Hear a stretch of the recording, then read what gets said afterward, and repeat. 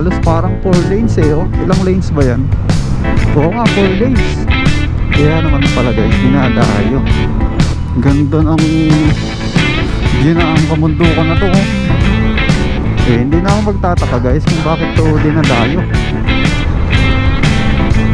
Ayan, sobrang luwang ng ng kalsada. Ano-anong mabibili nyo pala dito eh. Ay, wala pa, kukunti pa. Halos na-occupy na nila yung pinakadaan ng bypass. What's up guys? Mamotor lang tayo. Kanto-kanto lang tayo this time. Malapit lang na yung pupuntahan natin guys.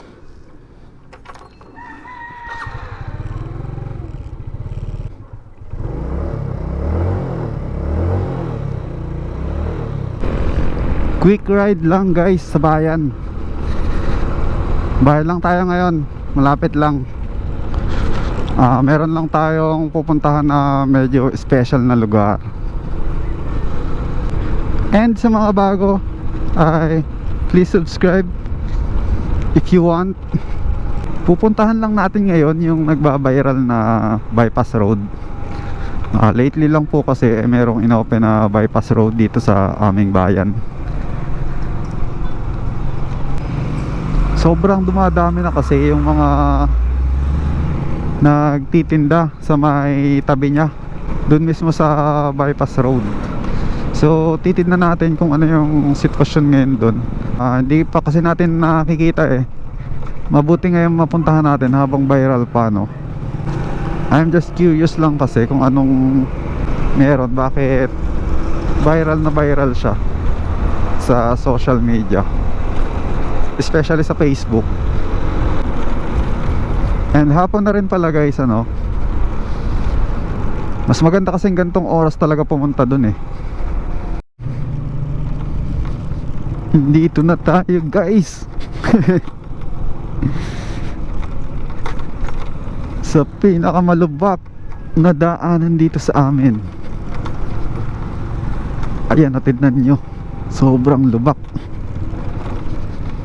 Halos nasasanay na lang yung mga tao dito eh. Dami rin nagrereklamo dito. Bakit daw hindi maipapaayos? Tagal na kasi nito eh. Well, wala naman na tayong magagawa dyan kung ayaw ipaayos ng mga politiko. At makulimlim nga pala ang ating hapon ngayon. Sana naman ay huwag bumuhos ang napakalakas na ulan. Medyo maulap. Sobrang sarap daw kasi tumambay doon guys pagkagabi or hapon na ganito. Kaya ako ito ngayon pupuntahan natin. May mga nagsasabi na perfect daw yung place para mag chill tumambay-tambay. And at the same time marami yung mga nagtitinda ng mga iba't ibang klaseng street foods. Kaya siguro siya dinadayo. Doon yun guys, sa kabilang tulay. Lalampas tayo dun sa kabilang tulay na yun.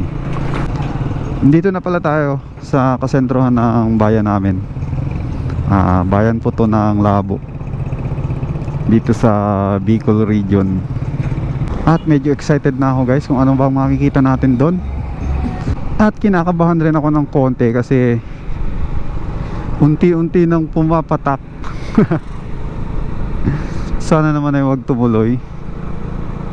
Rain, rain, go away. Come again another day. Nautusan na rin kasi ako guys na pumunta ng bayan ngayon nila mama. Kaya papahapyawan na natin to.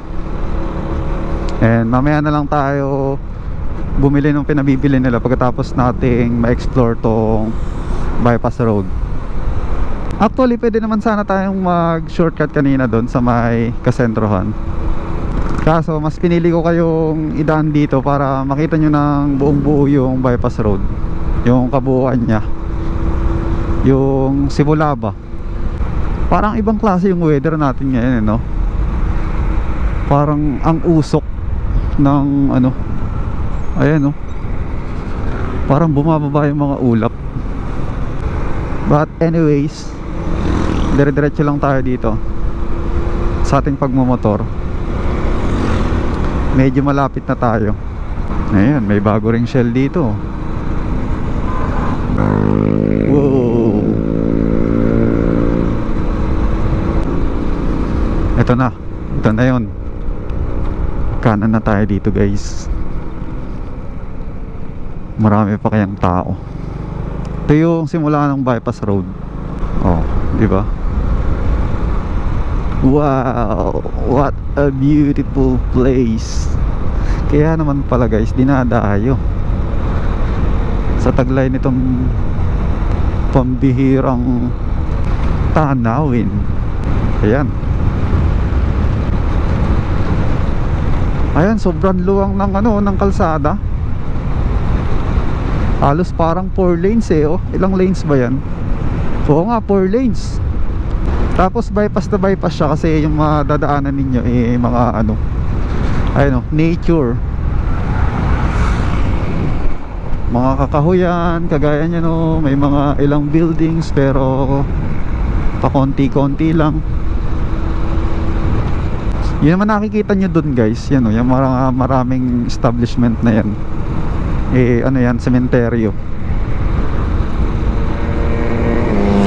Hataw. Naku, may bus, guys, oh. Dito rin pala dumadaan yung mga bus. Ano ba yan? Nasiraan? Oo, parang nasiraan nga. Dito, may crossing dito. Dahan-dahan lang dito. Bigayan dito. Titinda ng Jordan. Hindi na ako magtataka, guys, kung bakit to dinadayo. Kasi napakaganda naman talaga nung vibe niya, oh. Bungad ka pa lang. Ito na yung tinuturo ko sa inyo kaninang tulay. Ayun yung isang tulay, oh. Ayan, magkatapat lang sila. Yung ilog na yan, guys, yung nasa baba, ang pangalan yan, Labo River. Isa yan sa pinakamalaking ilog dito sa probinsya namin. Ito na, guys, eksaktong nandito na tayo. Ay, may mga vlogger ako nakita dun, oh. Kung ano-anong mabibili nyo pala dito, eh. Ayan, mga inihaw, mga siomay, mga fries, kung ano-ano. Ayun, may balot pa. Sweet corn. Oh, pati mga isda na pang aquarium binebenta na. Yung dami ng tao ngayon hindi kasing dami ng mga nakikita ko sa Facebook. Hindi siya ganun karami ngayon. Yung nakikita ko kasi sa Facebook talagang sobrang dami. As in, hindi ito mahulugang karayom tong area na to. Siguro Sabado Linggo yun nila kinukunan. Yung mga pinopost ng mga vlogger.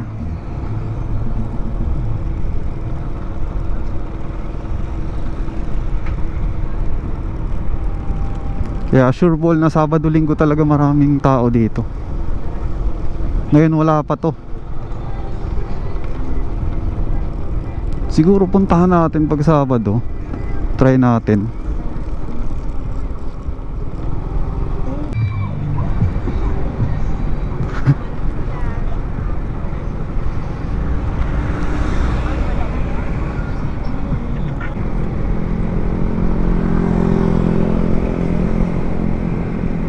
Dito na tayo sa dulo. Ayun, guys, sa wakas, and finally nandito na tayo sa viral na bypass road ng Labo. Ayun, nakita nyo naman, dami nagtitinda, no? Yung oras ngayon, guys, ay magpa 5:30 pa lang. At pagka ganitong oras, kaunti pa talaga yung mga tao. Papunta pa lang sila. Pag madilim na, saka pa lang sila magdadagsaan, for sure. Ngayon, wala pa, kukunti pa. Meron din mga ilang nagja-jogging dito. Ayun, oh. May couple doon na nagja-jogging. Pasyal ko lang kayo dito para makita nyo kung gaano kahaba itong bypass road na to. At makikita nyo yung mga papuntang tao. Ayan, ang mga nagja-jogging yata yan, no? Oo nga, nagja-jogging. Marami na rin talagang nagja-jogging dito. Ito pa, may nagja-jogging pa uli.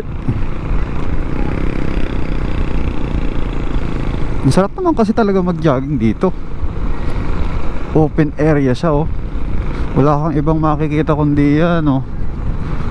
Yung kalawakan na yan. Yung payapang lugar na yan.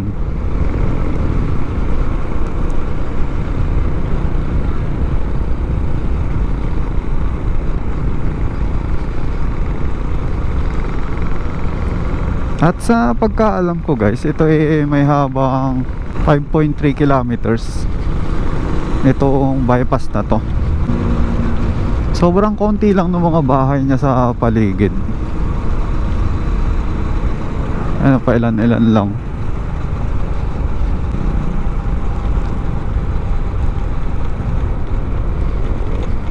At may gasolinahan din dito.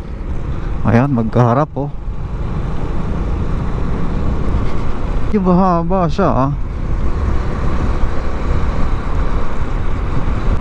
So pag may festival dun sa bayan namin, dun sa kasentrohan, pwede na nilang saraduhan yung daanan dun para yung mga sasakyan lahat dito na dadaan. Di ko pa nararating yung dulo. May kahabaan talaga ng bata, oh. Papalipad ng saranggola. Narating ko na yung dulo guys. Ito na yung pinakadulo niya, yung labasan. Balik na tayo.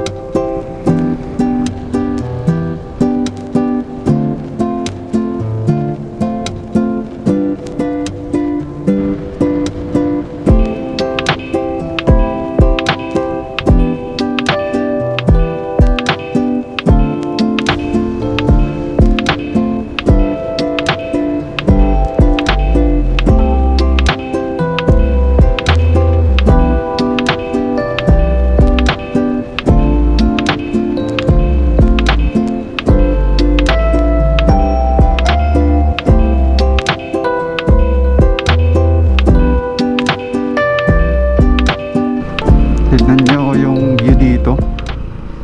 Ganyan yung view pag magja-jogging kayo dito. Yan, hindi na ako magtataka kung bakit ang daming gustong mag-jogging kagaya na ito. Yan ang binabayaran dyan guys. Yan, oh. Ganda ng view ng kamundukan na to, oh. Oras natin mag-aalas 6 na. Tignan na natin uli. Nadagdagan na yung mga tao, oh. Mas lalo na mamaya guys. Mas marami na yan.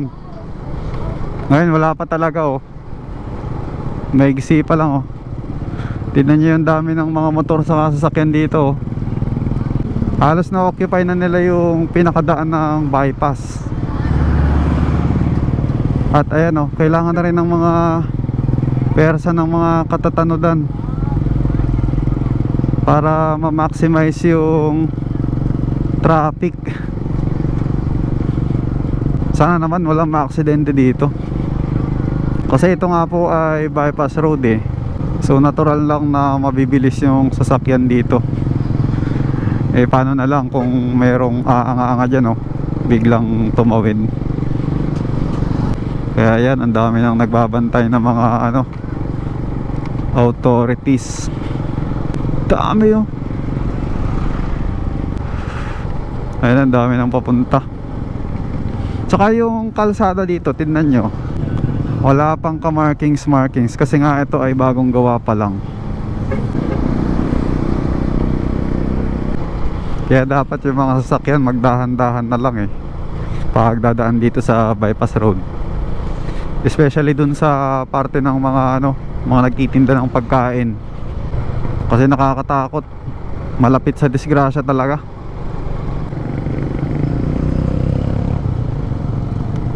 At sa mga pupunta rin dito sa bypass road, mag-ingat na lang rin kayo. Maging aware kayo sa mga sasakyan. Hanggat maaari gumilid na lang kayo para maging safe kayo. Isa siguro sa mga pinakadahilan kung bakit yan dinadayo is gawa ng mga vlogger. May mga nakita akong mga vlogger kanina. Iba talaga yung mga impluwensya ng mga vlogger no? Kayang-kaya nilang mapaviral yung isang lugar. At ganun na nga yung nangyayari dyan sa may bypass road. And ngayon, sobrang dami ng tao. Tayo po ay uuwi na. Pero bago tayo umuwi, saglit lang tayo siguro sa palengke. Bilhin na natin yung mga pinabibili ni mama.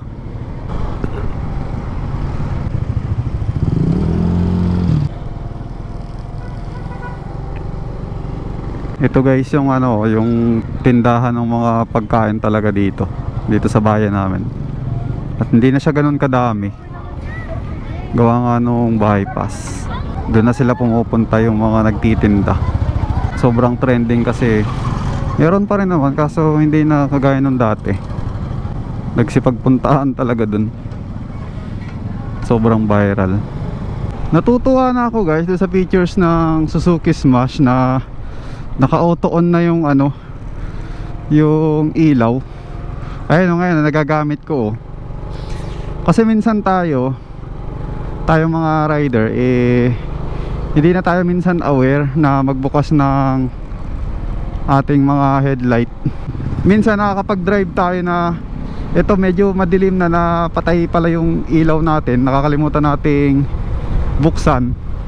Yun pala yung purpose niya nung daytime running light, na pag may mga senaryo na di natin inaasahan na madilim na, matik naka-on na siya.